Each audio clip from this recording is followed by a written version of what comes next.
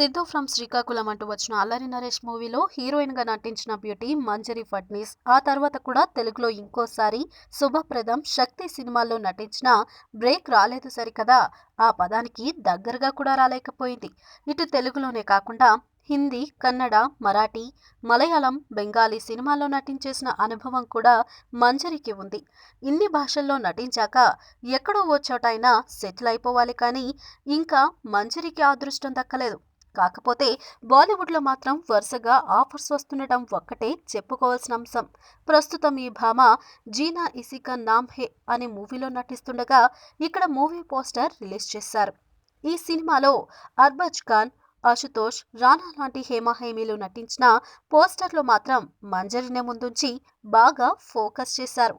ఇలా మంజరిని పోస్టర్ ముందు పెట్టడానికి అసలు కారణం అమ్మడు చూపించి క్లీవైజ్ అందాలే. టాలెంటెడ్ అనిపించుకుని కూడా చివరకు ఇలా క్లీవైజ్ షోలు చూపించి పోస్టర్లపైకి ఎక్కాల్సి రావడం నిరుత్సాహపరిచే విషయమే. అయితే మార్చి 3న విడుదల కానున్న జీనా ఇసిక నామ్ హే చిత్రంలో కీలకమైన రోల్ చేస్తుంది కాబట్టి ఇది సక్సెస్ అయితే మంజరి ఫేట్ మారొచ్చేమో. ఈ వీడియో మీకు నచ్చినట్లయితే సబ్స్క్రైబ్ చేయండి. ఫిలిమి స్టార్స్ బోలెడంత న్యూస్ బోల్డ్గా.